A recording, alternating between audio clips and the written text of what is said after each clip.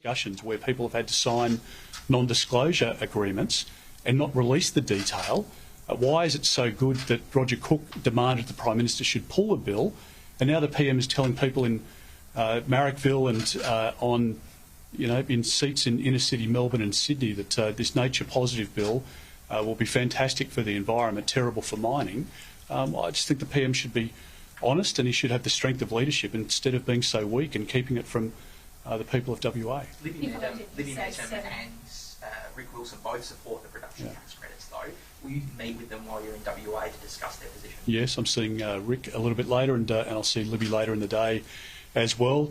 We're having a round table with Rick and with Melissa Price talking about a very important issue, which is obviously playing out in WA as well, and that is the government's decision to ban live sheep export, which is a decision, frankly, that has angered rightly a lot of people within regional communities, but right across the country, because we don't know whether it's live cattle next, we don't know whether it's road transport of sheep or whatever it might be. And why is the decision made?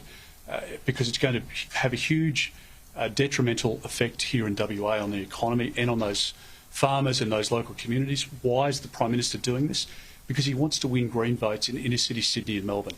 And the Prime Minister abandons WA, abandons outer suburbs, abandons regional areas, because his number one priority is to try and hold those seats against the Greens in inner city Sydney and Melbourne. And that's the reality of his approach, but unfortunately there are many farmers who will go broke, and that is not something we will stand for, and we have been very clear that we will push back and against the government decision, and when we win the election we will reinstate the live sheep export industry, because it's a huge benefit to WA. It's also very important to note that with our trading partners, particularly in the Middle East, that sort of sovereign risk creates problems in other commodities as well.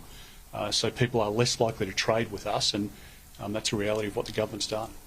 CSIRO's report on nuclear power says nuclear power will cost billions and take more than 2 decades to get off the ground. Why are you pursuing this? Well, if you look at the top 20 economies in the world, Australia is the only economy that hasn't adopted nuclear power or hasn't signed up to it. So just ask yourself the question, do you think those 19 countries have got it wrong and Chris Bowen and Anthony Albanese have got it right? I don't think so. I want to see a zero emissions technology.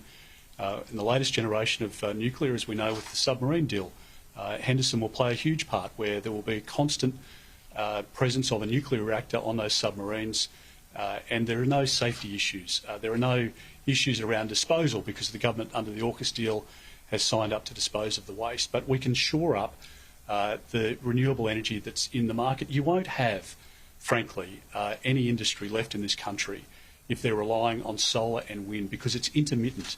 At the moment in WA and across the country, we're telling big energy users, smelters and heavy industry otherwise, that they need to ramp down their production in an afternoon shift when people get home from work, because they're plugging in their cars, they're turning on the washing machine, they're cooking dinners. That's not happening in other comparable markets. We want those industries where they've got an insatiable order for their products, for their commodities, to be ramping up their production for the reasons that I spoke about earlier on. We've got to build our economy, not pull it down. And the government has 90% of the firming power coming out of the market by 2034, which is why you've got Chris Minns and the Premier in Victoria and elsewhere, Labor governments now negotiating with coal-fired power generators to extend the life of those assets.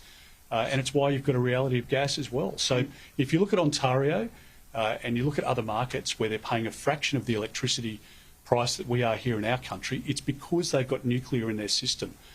It is a safe technology, it's going to provide cheaper electricity, it's going to provide greener electricity, and it's going to make sure that we don't get the blackouts and brownouts that the energy regulator is telling us about will happen under Anthony Albanese's renewables only policy.